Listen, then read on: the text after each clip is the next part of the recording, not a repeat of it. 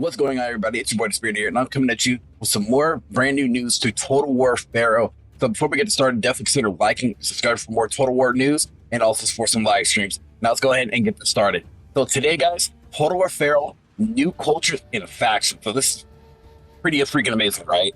I mean, they're actually doing it. They're actually making Total War Pharaoh something worthwhile, and this actually might go down. People actually might see this as an actual historical Total War title now, like fully fledged. I mean, at least I hope so, at least in my personal opinion. So, with the first paragraph here, the gods of the ancient world shine down upon us. For today, we dive into the second installment of our Total War Pharaoh update series. This week, highlighting the iconic historical cultures which will march to war in hope of becoming the undisputed conquerors of the Bronze Age. But before we get into that, a quick reminder that earlier this month we unveiled some exciting new details about our expanded campaign map that now includes the highly requested region of Mesopotamia and the Aegean. Okay, so the faction update. We're making some big gameplay additions with Total War Pharaoh update, and in a few places is that more evident than our approach to playable factions. As previously revealed, we're adding the highly requested regions of Mesopotamia and the Aegean to the conflict alongside their iconic and ancient cultures of Assyria, Babylon, Masonite, and Troy. That means you'll get to wage war with the most influential forces throughout the region, with each bringing their own unique cultural, religious, and political identity. But that isn't all. In a move inspired by past Total War titles, we're also adding an additional 25 playable minor factions spread against each other of each cult. Oh, wait, let me just read what I said. Additional 25 playable minor factions. That's insane.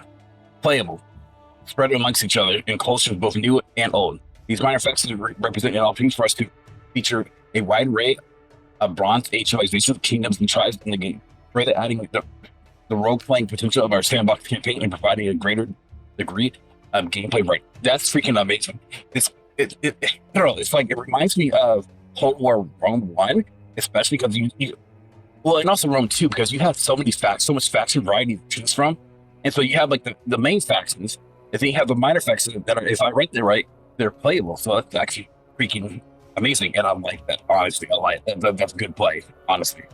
So the Assyrians or Syria. I'm not gonna attempt to read that, but we'll go ahead. Design inspiration. Players will experience the dramatic rise of the Hani-Gabat. I guess that's how you say it. A major faction that was recently known as Mitanni before it was conquered and integrated into the sprawling Syrian Empire. Playing as Ninu Aklor, the king of Hani-Gabat. I'm sorry, y'all. Who is aligned with the Assyrian rulers, but ultimately strives to fulfill his own grand ambitions. This historical narrative is the foundation for our decision to make Hani, I'm just going to call it Hani-Gabat, the major playable faction, emphasizing its critical role in the power dynamics of ancient Near East. Meanwhile, Assyria remains a playable minor faction, underscoring the complex and often tumultuous relationship between these two powers. By focusing on Hani, we aim to immerse players in the rich and historical grounded experience, highlighting the intricate political and military strategies that shape this fascinating era. So the faction overview of them, Hani-Gabat and the wider Syrian Empire are characterized by their unrivaled strength, discipline, and strategic prowess, whilst Ninurta starting territories are abundant in food. They lack direct access to gold settlements, something this more elite armies will have more quickly remedy if they're continued being a major power broker in the region.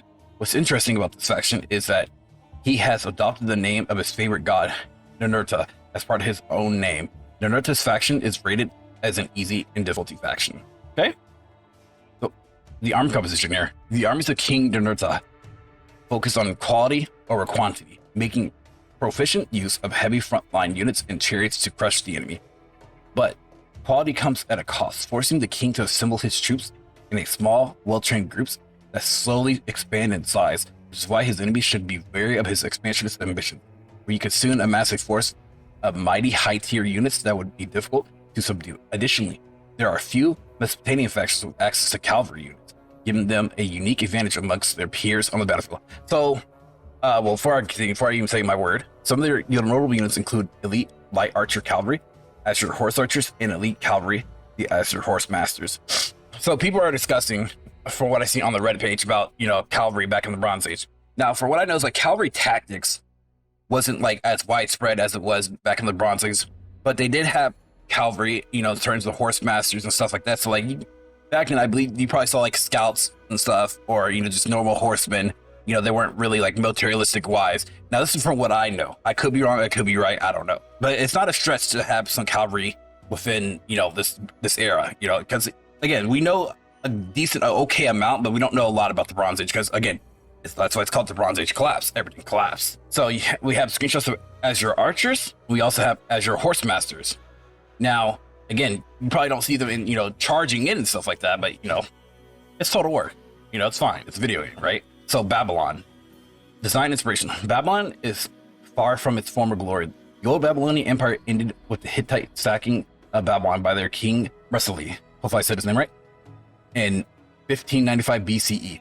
Recently, Osiris king Tukuti Nerta the first captured Babylon, pushing the Babylonian kingdom into the south of Mesopotamia, away from their capital. However, Tukuti was slain in a plot by his sons, causing Assyria's might to wane. In the game, you'll play as Adad Shuma Asur, who already rules from a reclaimed Babylon and strives to oust Assyrians from Babylonian lands. So faction overview. So these start in the very south corner here. Like your main opponent for quite a bit is going to be Assyria. So yeah, that's actually pretty interesting. So yeah. So Babylonians begin the journey in southern Mesopotamia, a land rich in food but lacking in other vital resources. As an empire seeking to regain its former glory, they employ a strategy of building tall, focusing on slow, protected expansion and investing resources into larger settlements, bigger farms, and stronger citadels. They excel at subterfuge, manipulating their enemies into making mistakes and sowing discontent where they're possible. Rated as a hard difficulty, they are favored by the god Marduk. And the army composition here. In stark contrast of their Assyrian counterparts, the Babylonians must rely on a resolute mixture of lower tier infantry to bring their empire back to past glories. Nowhere is that more apparent than their dominant use of cheap Suluhu fighters who aim to overwhelm their opponents and disrupt their tactical maneuverability. These units come in a variety of weaponized compositions, including spear, sword, and sling variants, making them useful for the guys. So these guys are like the low tier units. They're the guys that you would send in first to tire out your opponent's main line or front line. Then you send in your elite units to do the cleanup work, basically.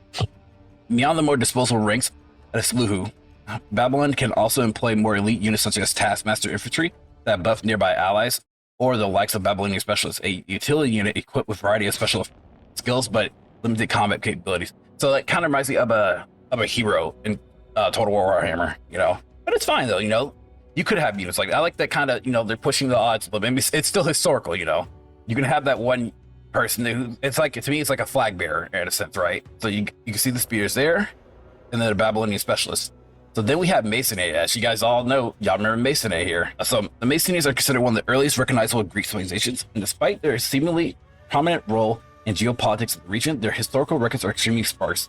Therefore, we have chosen to rely on the Homeric cycle to flesh out meaningful characters and explore the possibility of the Trojan War being a historical event. Now, as you guys know, with the Trojan War, it's like we do know, but also we don't know if it feels real or not. I think it was. I believe it was. Masonry led Agamemnon.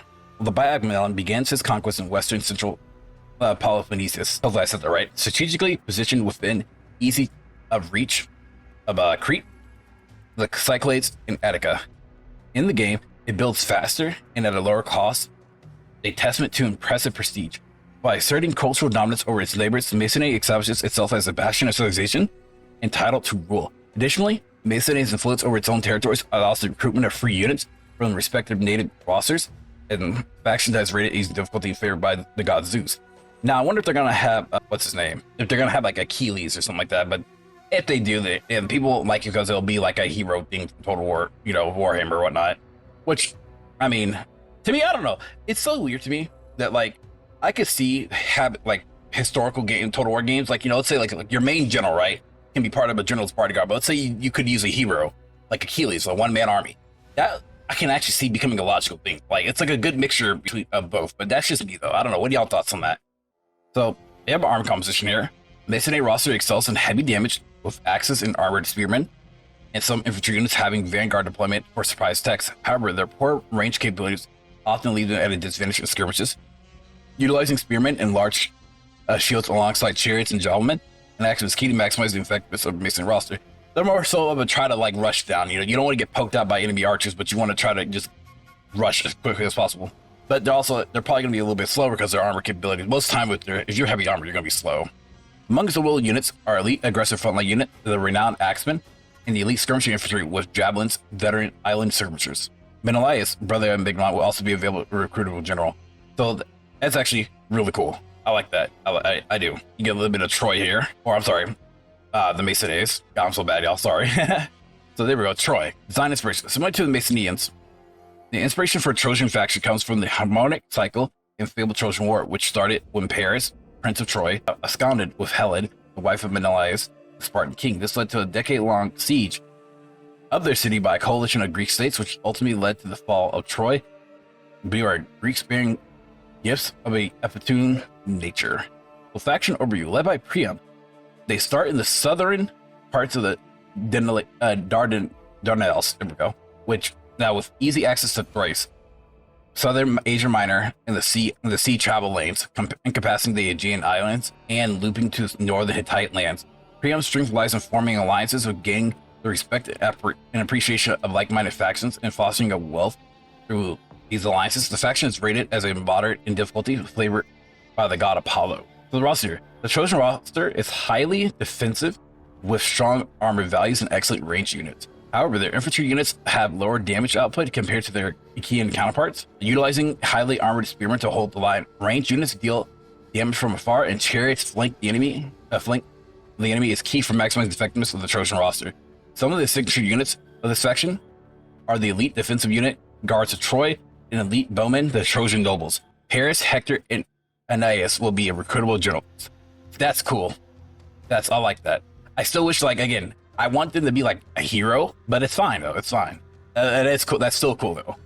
So you have guards of Troy, Trojan nobles. So the minor factions here, as the name suggests, minor factions are smaller in gameplay scope compared to the major kin, meaning they won't have access to their own unique set of features such as faction commands or unique court mechanics. Instead, they will take inspiration from the major factions, but will still have an identity that will make them an interesting and challenging choice to command through the turbulence of the Bronze Age collapse. So these minor factions contain some well-known characters from a Total War Saga choice, such as those found within the Masonry and Trojan army. So expect to see likes of Achilles, Decius, Dominicus. Okay, that's cool. And Dadex. So that's really, really cool. That's amazing. I'm like that they're actually using those assets. They're using them.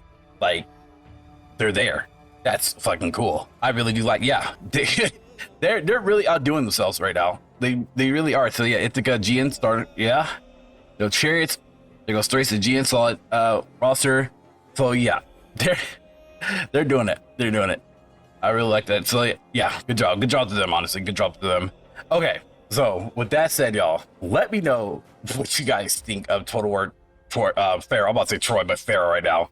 Because at the moment, this is actually looking pretty solid as an update. I'm glad to see that they're really taking this to the next level, honestly. I'm proud of them for like sticking with their guns and getting things fixed up. They're doing right by the community so far, and I hope to see that they're doing better, you know, especially the CA in UK, but we'll have to wait and see on that. So yeah, let me know what you guys think in the comment section. But I think this is an amazing update, and I'm loving it so far, and I hope that everybody gets a chance to play Total War Pharaoh now once this update drops. Yeah, let me know in the comment section below. Thank you guys all for watching. Thank y'all for your support, and I'll see y'all for the next video. Peace out. Much love. You guys have a good one, y'all. If you guys enjoyed this video, please leave a like and also hit the bell notification down below. Thanks for watching.